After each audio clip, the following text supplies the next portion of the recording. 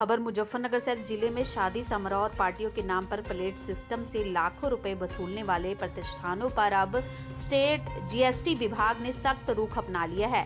इसी क्रम में विभाग के एसआईबी टीम ने नेशनल हाईवे पर स्थित किंग्स विला 7 वेडिंग रिसोर्ट पर छापेमारी कर करीब 5 करोड़ रुपए का बिना बिलों का लेन देन पकड़ा है।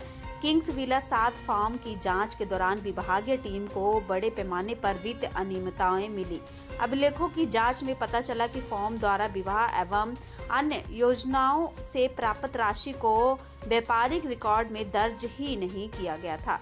कैसे उजागर हुई गड़बड़ियां? स्टेट जीएसटी के एसआईबी विंग के ज्वाइंट कमिश्नर सिद्धेश चंद दीक्षित के निर्देशन पर उपायुक्त मनोज शुक्ला के नेतृत्व में टीम ने रिसोर्ट पर छापा मारा। जांच में सामने आया कि फॉर्म में लगभग 5 करोड़ के टैक्स योग्य आय को छिपाया। सभी बड़े आयोजन बिना बिल कराए गए इवेंट से होने वाली आय का रिकॉर्ड व्यावसायिक पुस्तकों में शामिल नहीं किया गया। विभाग की आगे की कार्रवाई अधिकारियों के अनुसार करीब 5 करोड़ की गड़बड़ी के आधार पर टैक्स डिमांड निर्धारित की जा रही है।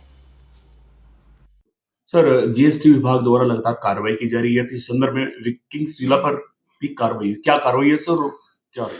हाँ जी, अभी एक्चुअली हम लोगों को कुछ ऐसे इनपुट्स मिल रहे थे कि जो ऐसे प्रतिष्ठान हैं हमारे ज़िले में जो शादी विवाह समारोह आयोजित करवाते हैं, तो उनके द्वारा भारी मात्रा में टर्नओवर छुपाया जा रहा है।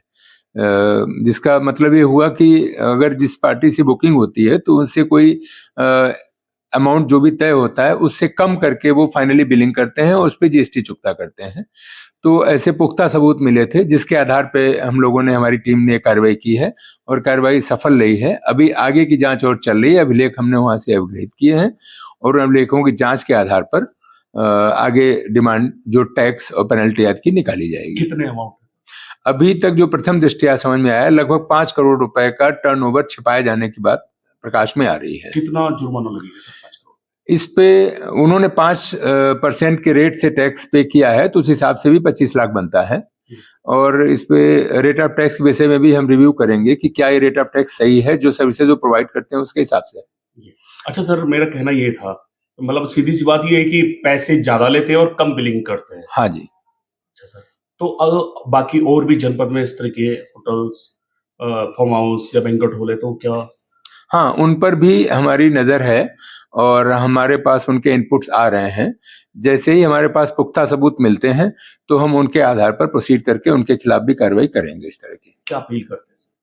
हमारी अपील यही है, न केवल इस ट्रेड के व्यापारियों से, बाकी सभी व्यापारियों से, कि जो भी आप व्यापार करते हैं उसको समुचित रूप से अपने अभिलेखों में दर्ज करें, दिखाएं और जो रेट ऑफ टैक्स बनता है उसके हिसाब से टैक्स अदा करें, जिससे कि राजस्व सरकार के खजाने में पहुंचे और हमारा प्रदेश और हमारा देश विकसित हो सके।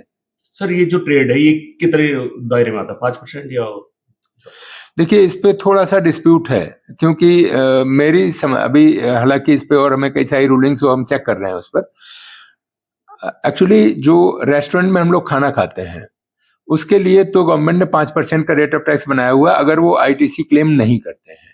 लेकिन इस तरह के कार्यक्रम में केवल खाना ही नहीं खिलाया जाता है, लॉन्स हैं और बहुत सारी सेवाएं सुविधाएं उनको दी जाती हैं, तो ये कंपोजिट सप्लाई के रूप में भी आता है और उस सप्लाई के दृष्टिगत इस पर रेट ऑफ टैक्स डिफर भी कर सकता है। जो हायर रेट होगा उस पर जब फाइनली हम एक फाइंडिंग ले लेंगे तो हो सकता है हम इसमें 18 के लिए भी प्रोसीड करें और अगर वो प्रूव कर ले जाते हैं उनको मौका दिया जाएगा व्यापारियों को अपनी बात कहने का। अगर अभिलेखों से और जो हमारे पास डायरेक्शंस हैं गवर्नमेंट के और कोर्ट की रूलिंग्स हैं उसके हिसाब से अगर 5% सही है तो वही टैक्स रहेगा और अगर डिफर करता है तो फिर हायर रेट ऑफ टैक्स आएगा।